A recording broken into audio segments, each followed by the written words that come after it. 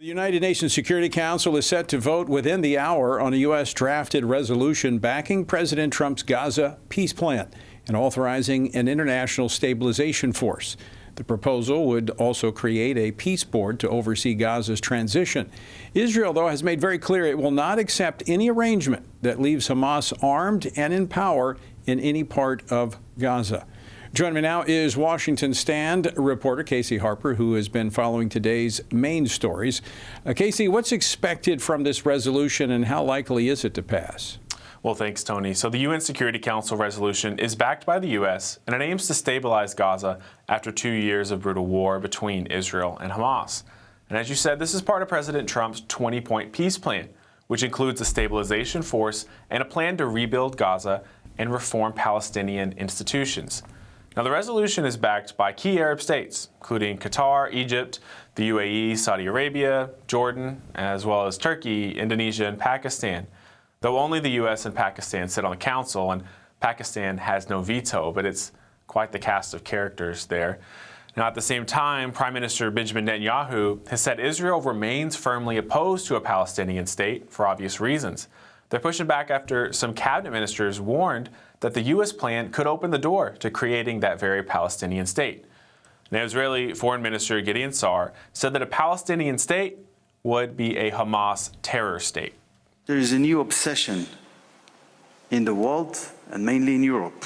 We are facing three terror states. The terror states in Gaza, Lebanon, and Yemen have not yet been dismantled.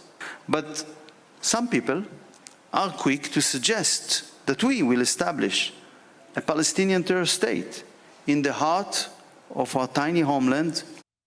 A rival Russian proposal is on the table, Tony, and the Council's vote could determine the next phase for Gaza's fragile ceasefire. But giving up land for peace was really what created the situation in Gaza to begin with.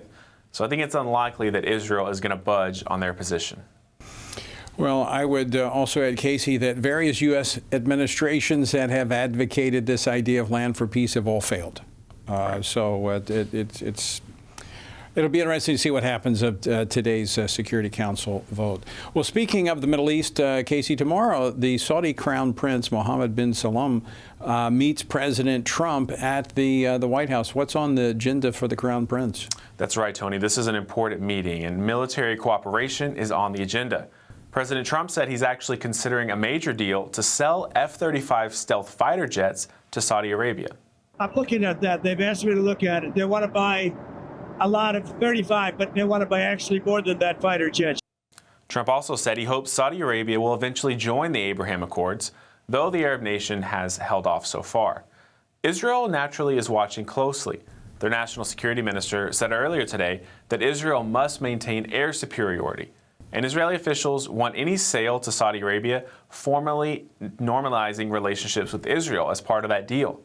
The IDF is currently the only military in the region flying the F-35, but that could change, Tony. Yeah, we'll talk a little bit more about that later.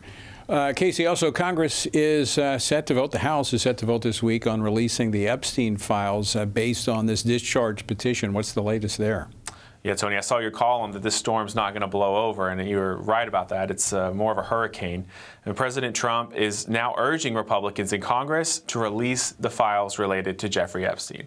Today, he indicated he would actually support the Senate if it votes to release the files.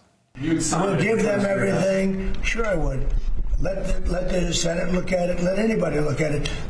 Now, Trump has maintained that he never visited Epstein's island and that the two men had a falling out long before Epstein's convictions. Emails that were released show Epstein believed Trump, quote, knew about the girls, though exactly what that means is unclear. Trump's also calling on the DOJ to investigate Democrats' ties to Epstein, while tensions on this issue rise within his own party.